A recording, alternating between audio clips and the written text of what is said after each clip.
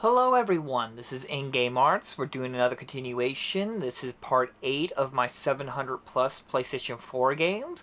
We're reaching close to the end of this, so that's really nice to see, but we have much more games to cover, so let's just go ahead and jump right into it. As I said, this is the 8th part. I do have several other parts. I have a playlist. I'll provide a link to that at the end of the video and at the description. If you haven't seen the other parts and you're starting here, I recommend jumping into the first part to get a little bit more information of why my collection and why it's all randomized and why all the games and how I chose it. But we'll move on immediately. We'll start with a pretty big one. We got Divinity Original Sin Definitive Edition 2 for the PlayStation 4. I picked this up. It's from Larian Studios, which really made a name for themselves now with Baldur's Gate 3. I'm sure for now, a lot of people are probably hunting these down for sheer fact of collectability from Larian Studios. I actually really enjoyed this game. It's a tactical strategy game. And I do like how it's got split screen and so forth, and you can even play two players, and one player can go completely one direction, the other player can go the other direction, and there's really no hindrance. The only problem I didn't really enjoy about this game was that its open world aspect. I love the beginning part where you're on this island, and I really love that segment, but right as I got to the main point of the game, I immediately fell out. There were other problems I didn't like. I didn't like unfair stats. Some of the enemies clearly were just completely set at a disadvantage. Even peasants were like higher stats than you. It was some of these annoyances that I really didn't like, that I felt like the developers were trying to make things harder than they should have been.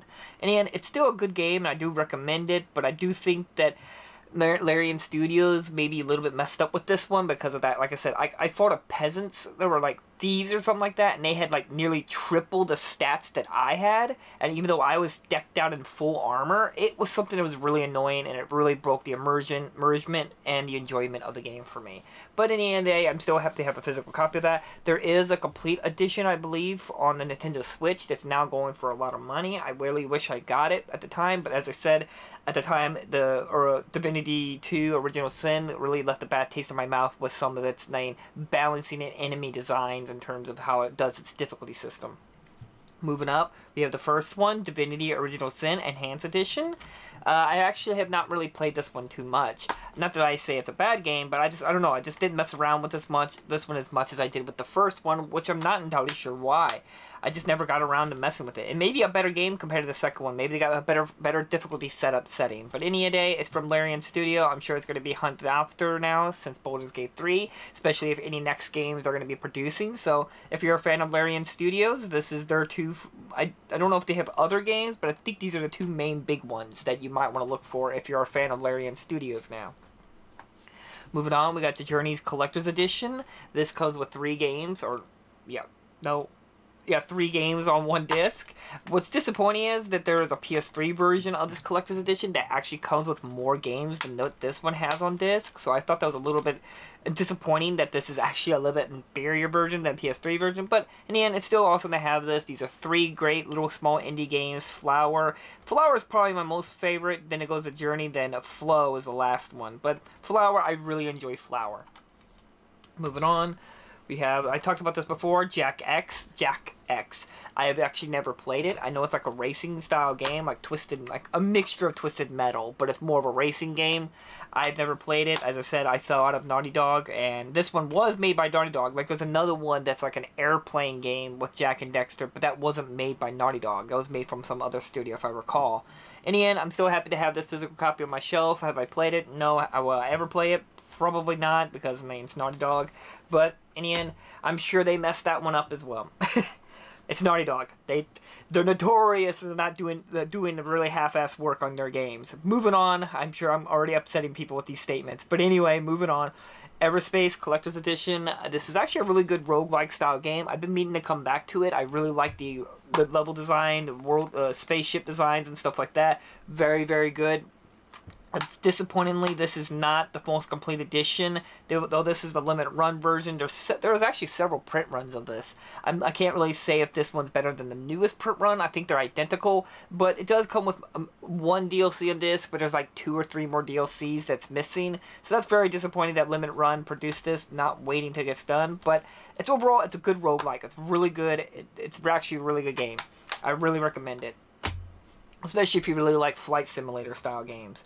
Moving on, this is a new recently pick up, Cat Maze. This is a Metrovania. I thought it looked really, really cute, and I like the overall idea of it. Sprite graphics, so right up my alley. I've been wanting to play this one actually for a little bit. I know nothing about it. I just know it's a Metrovania, and I usually try to hunt down Metrovania, so that's another one to my collection.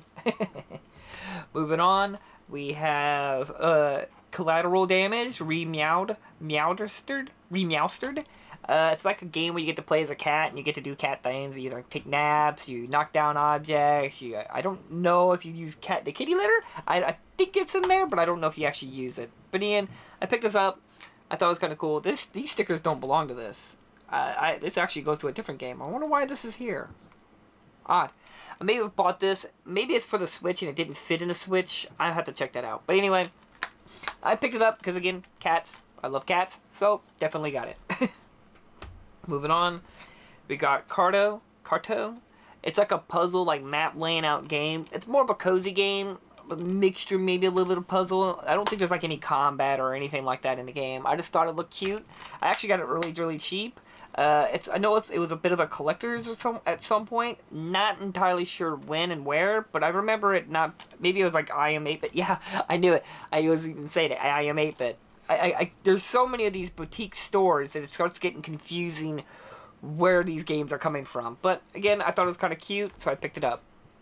Moving on, we have Legend of Mana. This is the only Mana game I've ever played. It's alright. I do appreciate them remastering it, because that's very unexpected, and I'm glad to have it on my shelf. It was a hit and miss. I wasn't ever able to beat it, or officially beat it. I did do a lot of the quests, and I think I came across a questionable, like, game-stopping moment in the game. I'm not sure if it was a bug or just my incompetence, but in the end of the day, I'm glad to have it on my shelf.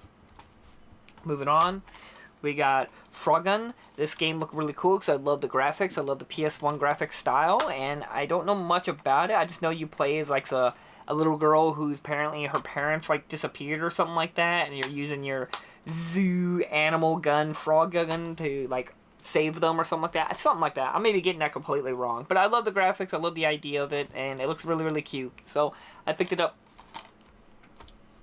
Moving on, we got Phobia, Saint Defina Hotel.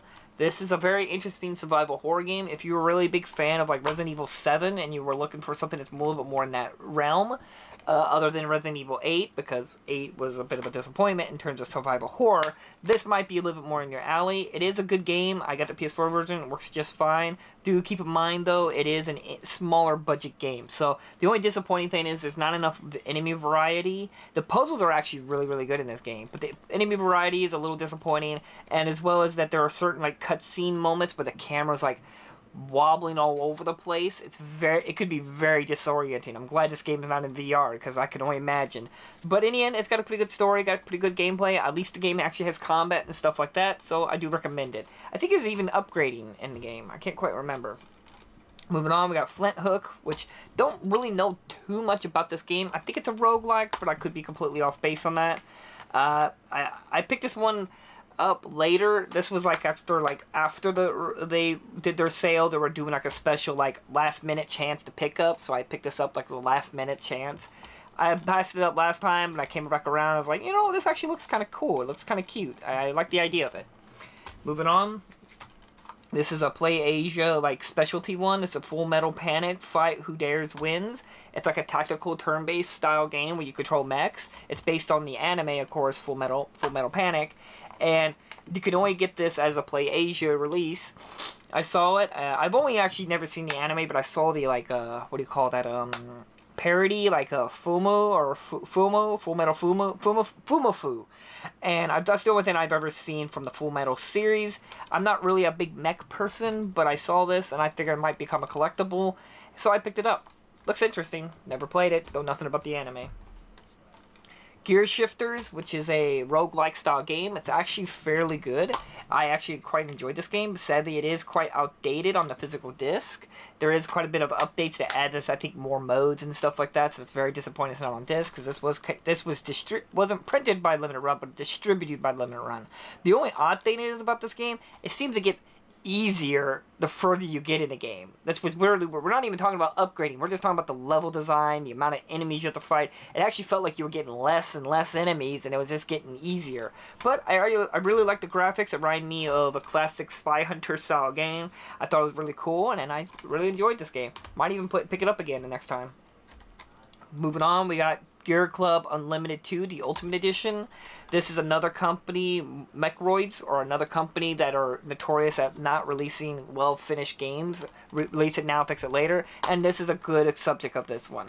This game has a game-breaking bug where you can corrupt your save. I'm not entirely sure if it's one of the DLCs that does it. I got right near the end of the game, and I got like the last car, and then I got to drive it once, and then my save got corrupted. And this seems to be a common problem. Other people have reported this. I don't know if the update fixes this issue, but there is a Switch version, and this game was originally on the Switch, and I don't think I've ever heard any reports of the Switch version having this problem. So if you're interested in getting Gear Club Ultimate 2 Ultimate Edition, you might definitely look into maybe the Switch version. But it's a pretty good racing game. It's got some wonky segments, but I don't know if that's just a bugginess from the PS4 version, if those problems would consist in the Switch version. Not entirely sure. Oceanhorn, Monster of Uncharted Seas. This game looks really cute. I actually saw this. I didn't pick this game up when it first came out on Limited Run. I actually picked this game up because I picked up the PS5 version, which is a sequel, which is supposed to come in the mail eventually. And I was like, I didn't even know this. I don't know why I didn't pick this up when it was first available on Limited Run. So I bought this as a third-party item, so that when the second one comes in, at least I have the first game. Looks interesting. It's definitely a Legend of Zelda-inspired game, or maybe a little bit mixture of Wind Waker and classic Legend of Zelda. But, again, really, really happy to have it on my shelf. Moving on, we got Labyrinth of Zangetsu. It's a kind of like a dungeon crawler style game. I like the artistic design of the black and white effect. It definitely takes place in during like a Japanese era setting, or at least I'm thinking. I may be talking out of my caduce out of that one. It looks like it's got a Japanese setting to it. I'm not entirely sure, but in the end, it looks really interesting. I picked it up like really, really cheap after like some like blowout for Black Friday sales and stuff like that. I think I even had to get a brand new case, because the case that I think GameStop sent me was like a used copy, even though they were claiming it was new. It was very clearly used. So, in the end, still happy I got it. Got it really, really, really cheap. Moving on, we got Forgive Me Father. This is only available as a PAL import. It's a boomer shooter style game. Disappointingly, this is a very outdated physical copy. There are some major bugs in the game where if you pick up a particular gun, I think it was called the Tormentor, and as you shoot that gun, it will instantly crash the game. Thankfully, this gun can be avoided. It is not a necessary gun. It's like a super gun, so if you just see that gun, don't pick it up. As well as that when I beat the game, I didn't unlock New Game Plus, even though it shows New Game Plus. So it's got some issues, but the gameplay, if you're into boomer shooters, it's still enjoyment. I do like it myself, so I think it's well worth a look into, but I do really wish that maybe we can get a reprint at some point. Moving on, Bronze Stick Pro Bowling. I actually bought this for my parents. They recently got up themselves a PS5, and they were looking into games that they could play together. So I was trying to help out and picked up bowling games for them and stuff like that. They said they didn't really like it, so I played a little bit. It's not like your typical like a gauge movement. You have to like push the joystick back and then push forward, and that's how you throw the bowling. They're not the most gaming enthusiasts, so precision joystick movements and stuff like that, I can understand why they wouldn't really get into it. But I heard it's a bit of a collectible at some points, as I've seen it actually go for a pretty high price. I got this actually used, because I didn't even know it actually even came with a complete case. I was expecting a used empty case with our empty basic like third-party logo and just a disc in it. But in the end, I have it. I'm disappointed they didn't really like it, but hey. It's one of the only few bowling games on PlayStation now that I'm thinking about it. Moving on, we got Strangers of Paradise, Final Fantasy Origins. I actually have absolutely no interest in this game. It's kind of like inspired by Dark Souls kind of theme setup, where it's like Souls-like, you build your class, get gear and stuff like that. I don't know if there's any massive differences between the PS5 or PS4 version in terms of frame rate and performance. I don't really know. I bought this during like Black Friday sales doing the GameStop stuff, so I just picked it up. Moving on, this is another one of those random pickups from GameStop Black Friday sales with Soul Hackers 2. I got this really, really cheap. I actually know nothing about the game. I've never played the first one in the series. I'm sorry, jumping over my words. Again, don't know nothing about it. I heard that it's actually pretty buggy on the physical disc. Not entirely sure. Moving on, another very disappointment was Everybody's Golf. Not to say this game was bad. I do enjoy Hot Shot Golf. That's what this is. Everybody's Golf is what it's called in Japan. They just set the name as just Everybody's Golf everywhere, which was fine by me. It just disappointed me that this game had a lot more potential for like a lot more games. If this game just had more than golf, and then the why you would do the go-kart racing is beyond me, but if maybe you had Hot Shot Tennis, Hot Shot Golf, and maybe one more game mode all packed up into this, I think this could have been a really, really good game. Later on, I know they started updating it and started including some live service elements in the game, and I know that Sony no longer has any associations with clap hands, so we may never see another Hot Shot Golf game ever again. That is very frustrating because I really like this series, and I really like the Sony having a bit more variety in their library. Sure, yeah, it's not going to be your global box seller. I mean, it's not going to sell 8 million copies, but it's good to have variety. So if you have a PS5, definitely look into getting this, because you may never see another Hot Shot Golf game again, or Everybody's Golf. Moving on, Dishonored Definitive Edition. I actually do not like the Dishonored game. I've never actually beat it. I don't know what everyone praises this game for. I do like some of the elements in the game, but there were other elements I didn't really like. Mostly the theme and the setting wasn't really for me. And I don't know, didn't really impress me all that much. No, I guess it's just not for me. Moving on, we have Definitive Edition, Devil May Cry, or DMC. I've never played it. I've heard a lot of people have mixed opinions about this game, just because they changed the main character, Dante, to some other character, and he's apparently very emo. I'm not entirely sure. I don't know. I just have never yet to play it. I just picked it up because I got it really, really cheap. Moving on, we got Devil May Cry HD Collection. This just comes with Devil May Cry 2, and Devil May Cry the Special Edition, all in one disc. I just picked it up for my collective purposes. I won't claim myself I'm not a fan of Devil May Cry, but I won't say I'm like, I hate it or love it. I've played a few of them. I don't know if they're really for me, but I enjoy them, but I don't go out of my way to like, oh, I really want to play Devil May Cry. Don't know, I don't really care too much for Dante's character. I don't know. They're not for me, but hey, I appreciate a variety, and I appreciate having that collection on my shelf. Oh boy. Fallout 4 Game of the Year Edition. Now, the only reason I have this is because I bought this mostly for the channel. This is one of the few games I ever bought for the channel, and that was hoping that the content updates would have been on a disc, which it is not. This is just a base vanilla version of the game. They just gave a redeem code, which is very frustrating because they were oftenly very trusted in terms of Bethesda releasing their Game of the Year editions that having their content on disc, but this time they didn't. Now, I have absolutely no love for Fallout. I have absolutely no love for Skyrim. I absolutely hate Bethesda. They're an awful studio. I hate them more than Naughty Dog. That is true. I do hate them more than Naughty Dog. Because Bethesda put... The problems we have in gaming nowadays is a lot due to Bethesda. Bethesda games are awful. They're the reason why so many people have come to accept games being buggy, releasing buggy, because Bethesda set the standard that people come to accept that games can release buggy, of the release it now, fix it later. They're awful to the developers. They can't make a game. They couldn't make a working game, even if it fell out of the sky, hit them in the face, and started to wiggle. That's how bad they are as developers. I hate them. They ruined part of gaming. People want to talk about microtransactions, loot boxes. No, it all started with Bethesda, with horse armor and releasing a buggy engine and having to fix it later. I don't care what anyone's going to say. Bethesda is a parasite to gaming. I hate them so much. Moving on from that. Next up, we got Zeus, the complete collection. This comes with like 2 games on 1 disc. I think it's like a on-rail shooter, kind of like when I talked about Panzer Dragoon and stuff like that. I don't know much about it. I just thought it looked interesting. It brings a little variety to my shelf name, so I thought it was kind of cool. So I picked it up. I don't know really nothing about it. Moving on, very good games. Inside and Limbo, both of them are amazing experience kind of gameplay. There's not a lot of replay value in the game. Once you're done, and they're really meant to be play it and finish it in one setting. Don't ever stop. So if you're ever going to pick these games up, I highly recommend you spend some whatever your day off or whatever, if you're interested in these games, sit down and play Inside in one go, play Limbo in one go.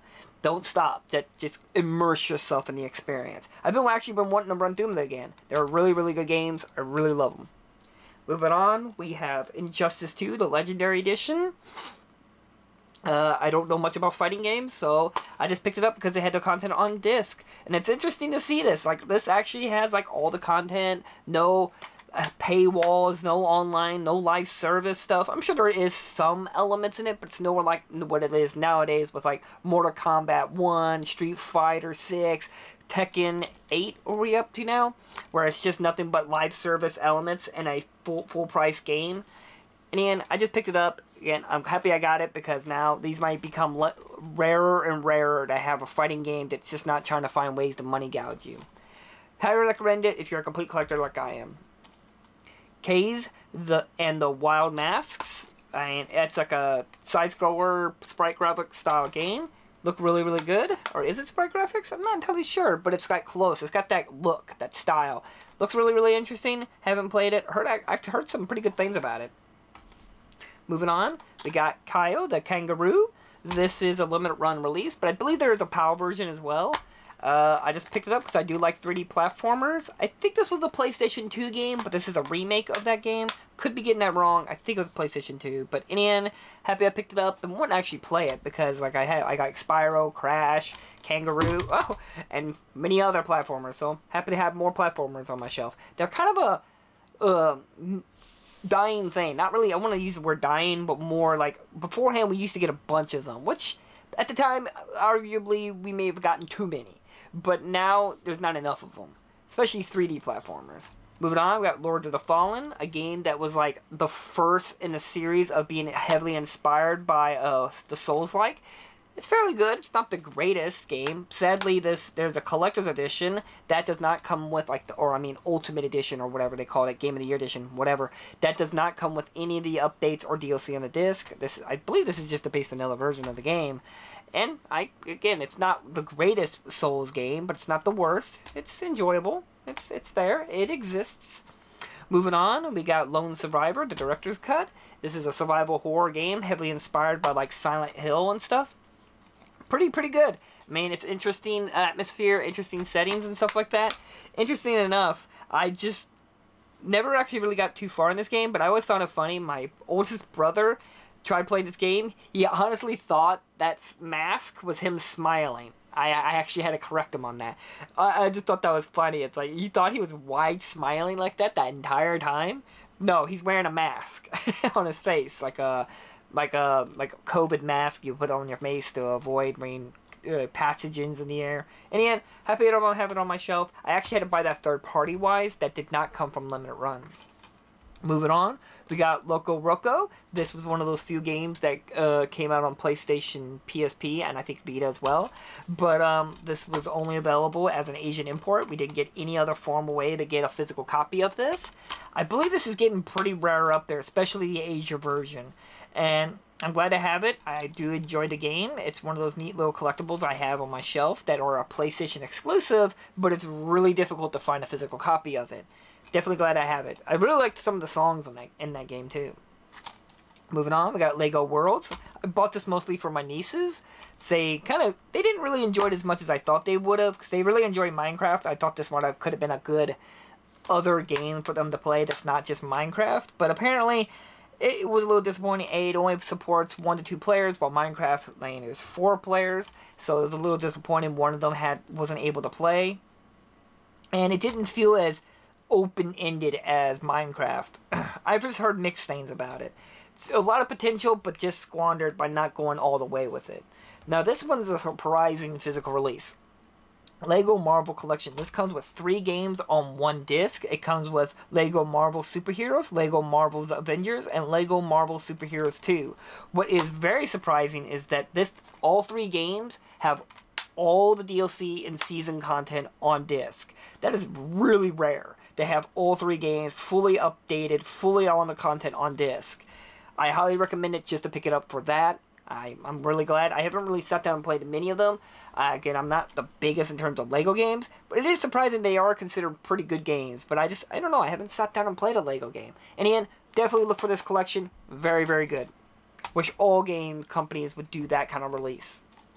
Moving on, we got Harry Potter, or Lego Harry Potter collection. This comes with 2 games on 1 disc. It comes with Lego Harry Potter Year 1-4 and Lego Harry Potter Years 5-7. I don't know much about it. I think these are, like I said, remasters. I don't know if it was on PS2. Can't quite remember. Or it was at PS3. I don't know. But moving on.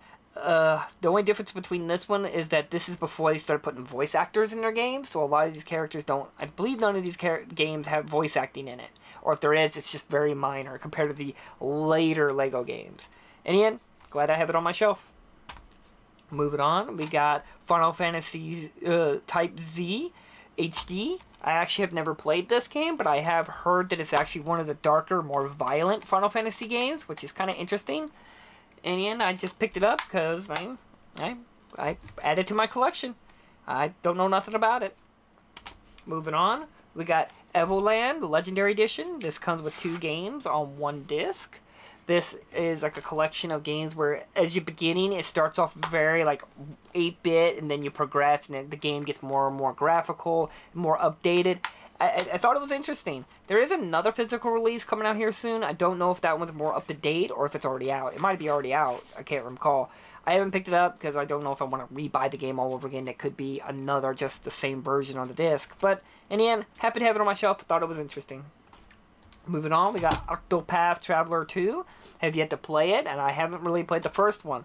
I was a little disappointed that we have only the second one on PlayStation 4, but the second one's available on Xbox, and I think it's on Xbox and Switch, but we don't have it on the PlayStation 4. What kind of nonsense is that? And that's not just my dislike for like treatment of PlayStation. I don't like it when they do that with other consoles, where PlayStation can have one of the games, but Xbox doesn't have one of the games. It's dumb. Stop that. In the end, I like the aesthetic, I like the graphics, I like the ideas, so I picked it up.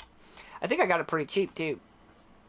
Moving on, we got Trackmania TM Turbo. It's a neat idea of a game where you get to play all these... You're basically doing time-lapse, you're trying to set a record in speed, but it's actually got a very good level creator system in the game. And you can actually drive on your own tracks. You can actually set time-lapse on your own tracks, which I thought was really cool. It's got a lot of tracks, 200 plus. This is a pretty interesting one to pick up on your shelf. This is when Ubisoft was still trying experimental games before they became what they are now. Moving on, we got Tropical 5, the completed collection. This does come with the mass majority of DLC and expansions and updates on disc. I don't know if it comes with absolutely everything, but I love these city builders kind of stuff, and I know my brother really got into this game. I haven't messed around with it too much. I just did a couple cities and stuff like that, and I thought it was kind of cool. So I'm really glad to have it on my shelf. Moving on, woo! We have another one, Sparklight. This is like a roguelike Legend of Zelda style game. I thought it looked interesting, so I picked it up. Surprisingly, I've seen this actually go up pretty high on price to get a copy of it. So I got this copy, not cheap, but I won't say I spent a lot on it. I was surprised at how much this has maintained its value. So maybe it might become quite a collectible later on. Looks interesting. haven't played it. Moving on, The Evil Within. Surprisingly, I'm not the biggest fan of the Evil Within series. I don't know. Something felt like it didn't reach that moment that I really needed. I'm not saying it's bad. It's still a good, like, survival horror game. Sadly, this is severely outdated. They recently updated the game to get rid of the letterbox effect, where they, like, shrink the screen down and do the widescreen effect stuff. Sadly, that update is not on the disc, so that's really disappointing. But in the end, I'm still happy to have it on my shelf. Been kind of want to run through it again, but parts of me, like I said, didn't enjoy it as much as I hoped to. It didn't go into the craziness of a psychopath and stuff like that as much as I would like. The characters were very generic. The overall setup just felt like you were trying to do a lot of rehashing of Resident Evil, because this was, I think, was created by the original Resident Evil creator of, like, Resident Evil 1, 2, and 3, maybe 4. I might be getting that wrong. Don't get mad that I'm getting stuff wrong. But it's good, but it just didn't reach that perfect moment. Moving on, a huge disappointment was this Stadia, Decida. I've never known how to pronounce this. Final Fantasy. Now, what's disappointing is this is the arcade version of this game. And while it's cool that we got a physical copy of this arcade version, and it's got some characters in it that I'm really surprised in it. It's got like Ramza, it's got Sephiroth, it's got Cloud. It looks really, really good and everything. The only problem is, it's nowhere near as good as the PSP games of the Stadia. I'm probably getting that completely wrong on how to say that, but I am shocked that we have not seen a remaster of both the first and second game. This seems like a great opportunity for Square Enix to have their own fighting game. And they're really good games, the PSP versions. I only played them on PC because I can't play handheld. And the only thing they're missing is 2 joystick support.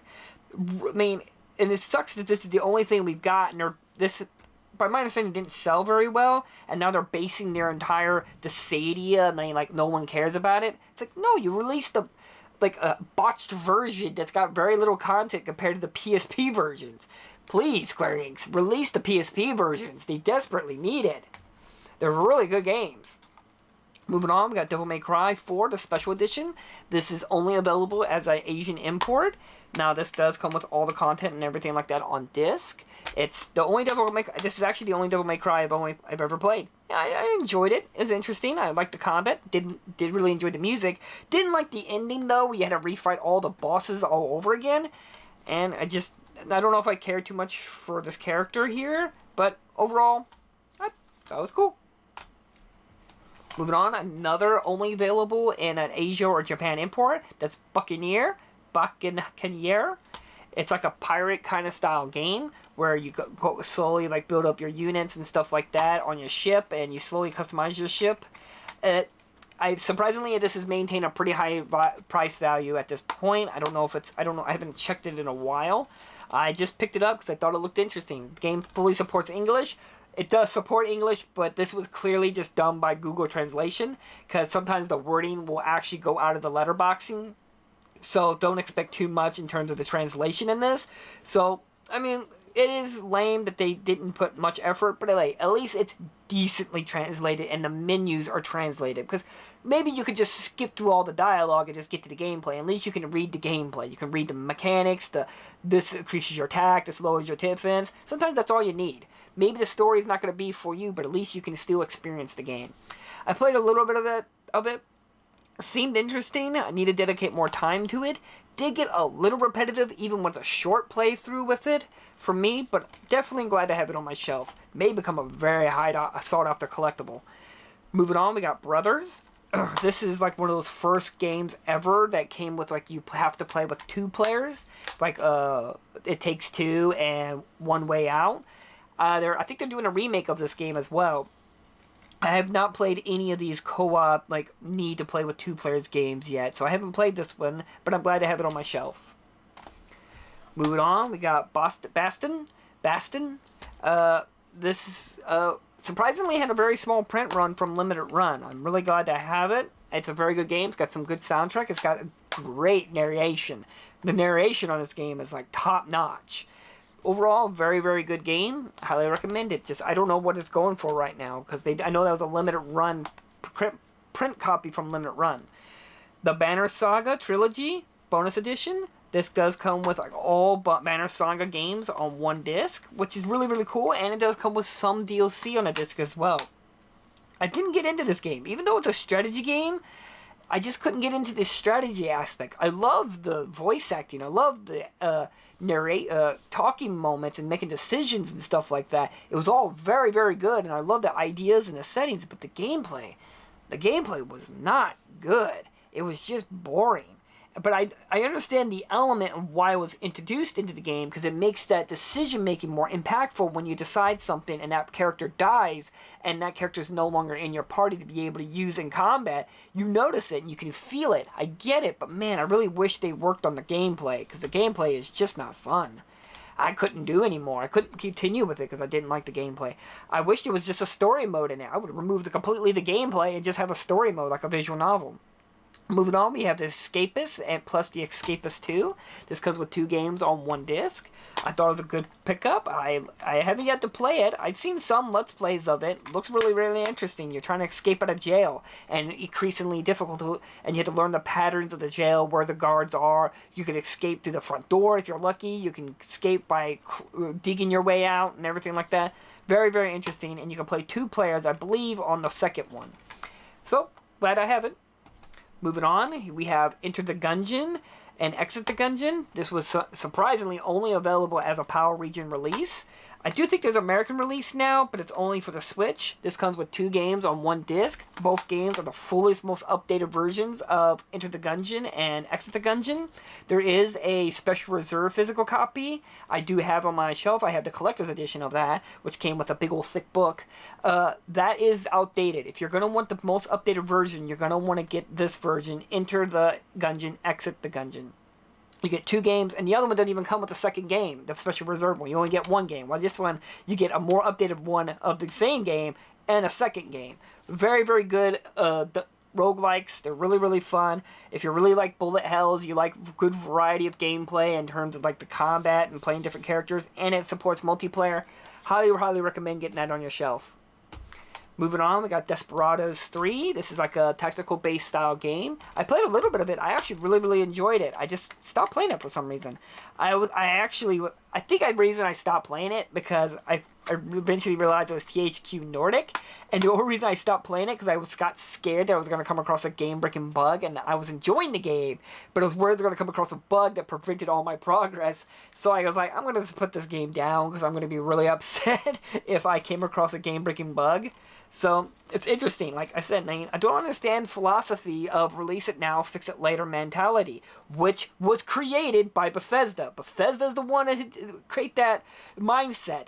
So Bethesda. Moving on from that, anytime I see THQ Nordic, I see Maximum Games, I see Microids, I see Sandesco, I'm just always scared about their physical releases. Moving on, we got... People got upset with me because I kept saying this wrong. The Diampona? Diampona? Pipuya? Oh, people got really mad that I was saying this game's name wrong. I don't know how to say it. Dipona? That's how I would say it. Dipona. Collection. This comes with 4 games on 1 disc. These are click-based style games where it's like a puzzle-solving, click-based style game where you just basically click and you move that character there and you try to solve a puzzle. Comes with 4 games on 1 disc. I couldn't pass it up. I'm not really into those point-and-click style games. They're not really for me, but hey, I wasn't going to pass this up. Looks really interesting. Moving on. We got Dex. Sadly, this is not a very good physical copy. When I was doing it, when I was testing it, the game kept stuttering. Like the graphical kept randomly stuttering in the game, and it was pretty consistent.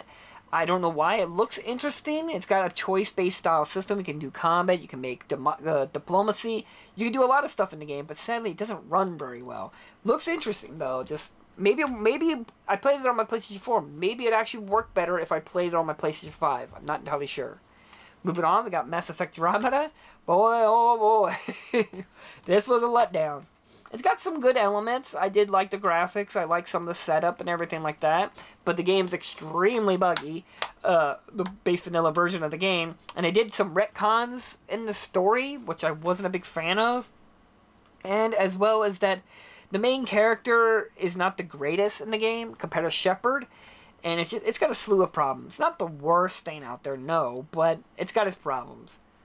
Moving on, now here's the big deal. Mass Effect Legendary Edition. This is a phenomenal collection. It comes with 3 games altogether, which is insane. Now you have to install all 3 games. This is like a code to remind myself what my character model looks like. Amazing. They come with all the DLC, other than the first one's missing 1 DLC, which I wasn't too happy about. They say it's not a very fun DLC, but you could have just delayed it and then had it on there and let people decide that. But in the end, I'm glad to have it. It did have some minor bugs here and there, but overall, it worked phenomenally well, and I've been wanting to play it again. I played it as a male Shepard. I've been wanting to play it again as female Shepard. Really, really glad to have this release. This was a very surprising release by Electronic Arts to have all 3 games fully remastered and DLC on the disc. This is a absolute must pick up for your PlayStation collection. Surprisingly, we haven't got a PS5 release of it. And I know a lot of people were banking on that they were waiting for a PS5 release. Pick it up now. I think I've been seeing it at Walmart for like $20. $20 for 3 fully AAA games like that? You can't pass that up. Next up, we got Legend of K Anniversary. I played a little bit of it. Seemed really, really interesting. It reminded me of another game called Mini Ninjas, which is actually a very, very good game on PlayStation 3 or Xbox 360. And I really want to actually a remaster of that, but that was an Ubisoft game. I believe it was Ubisoft. And Mini Ninjas was really good, but this reminded me of it, and it looks really, really good. I did enjoy it. I didn't get too far with it, but happy to have it. It's from Nordic Games, so maybe the experience is not the greatest. Moving on, this was an interesting pickup. Mad Games Tycoon. This is like you get to play as a game developer in the game. You get to like build your own studio and eventually expand and make it more and more like it's basically the game developer simulator. What was interesting was that I was doing the tutorial and I actually broke the game in the tutorial, so I had to restart the tutorial because I actually clicked on something or did something that they weren't wanting me to do, and I completely soft locked the game. I didn't get very far in the game. I picked it up because I thought it was interesting to be able to play a game about making games and becoming a game studio. Really, really cool. Moving on, the only Far Cry game I own, Far Cry 3 Classic Edition. There is a US release version now. When this first came out, it was only available on PAL region. This does come with DLC on the disc and everything. I'm happy to have it, and the only reason I don't really have any of the other Far Cry games is A, obviously, it's an open world game, not interested. Secondly, this is the only like re-release Far Cry game that has like DLC and updates on the disc. I've been waiting for the other Far Cry's to have the content on disc, but this is when they started doing the whole redeem codes, releasing vanilla versions of the games, and I'm not paying money for a base vanilla version of a buggy game. In the end, I'm happy I have this one. It did seem interesting. I like the main villain you introduced to at the beginning of the game. Again, happy to have it. Moving on, we got Loco Roco 2. This is another Asian import. This is the only way you can get a physical copy of this game. I'm glad to have it because, again, this has disappeared pretty quickly. I don't know what this is going for now. It might be quite expensive because, again, this is a PlayStation exclusive, and this was only originally available on PSP and PS Vita or something like that. So I'm happy to have the second one. Again, really good music. I love the cutiness and cartooniness of it. It's just disappointing that, for some reason, this was only a release in the Asian region. I don't know why Sony did that. Moving on. We got Final Fantasy 15. Never played it. I heard it was an open world game. I lost interest in the game. And I heard that it's pretty buggy, and there's a lot of updates to the game and a lot of DLCs. Basically, they chopped up the game severely, and it's just, you feel like you're constantly missing content. So I probably will never play this. I have absolutely no interest in the game. This is when they started going to more action-oriented instead of the turn-based strategy stuff that I enjoy. So in the end, I just have it. I think I got that used, too. Moving on, we got Final Fantasy 12, the Zodiac Age. It's a good game. Don't get me wrong, I just couldn't get into it. This is when they started introducing like MMO ideas and stuff like that into the gameplay. It's got some cool ideas and some dumb ideas, but overall, this is, I don't know, I won't really call this the downfall, but I did think the game was interesting. My brother really enjoyed it. Now, the one thing I do love about this game is the Gambit system, where you can be able to program the computer to do certain actions. This is the absolute best I've ever seen in gaming. More games need the Gambit system from this game. It is frustrating that we still don't get games with this system. No joke. My brother programmed this game so well, he fought like the hardest boss in the game, and he had the things programmed so well that he didn't actually even have to push a button. All the characters did absolutely everything. He never had to lift a finger.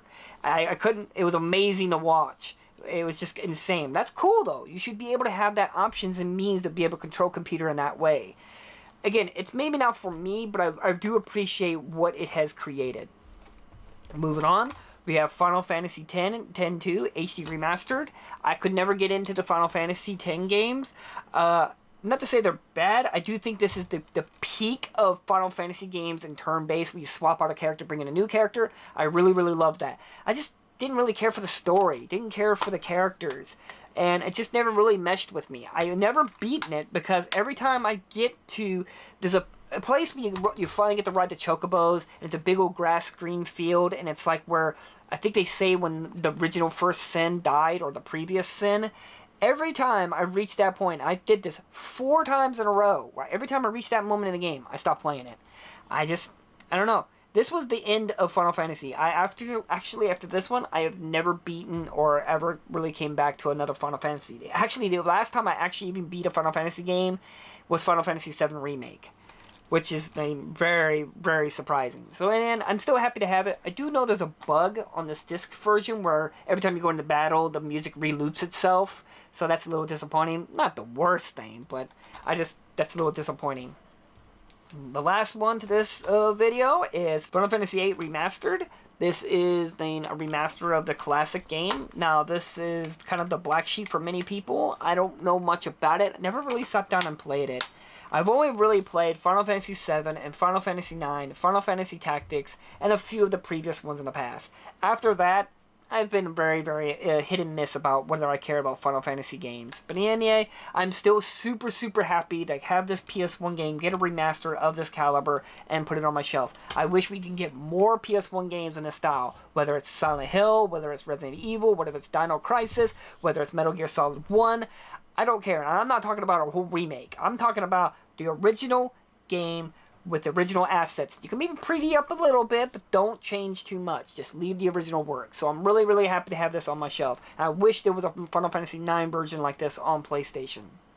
Well, that's the end of this stack. This was part 8. We have maybe a good few more parts left to go through, so we're nearly getting close to the end. So kudos to you for who's been sticking around for all these parts. I really, really appreciate it. I really hope you enjoy these videos. They're kind of fun, but boy, they are exhausting in my conversation-wise to try to remember everything. I know I've been jumping over on words. I'm getting things wrong. I'm missing information. I'm only human, and I try to get my wordings out as best I can, but I got to get through these videos as fast as I can and cover these games, but also try my best to try to give you information about that physical copy, so that way you can at least get information through this video. So like always, thank you all so much for watching. I hope you enjoyed this, and I'll see you guys in the next part or any other videos I upload. So again, thank you so much for watching, and I'll see you guys next time. Bye bye.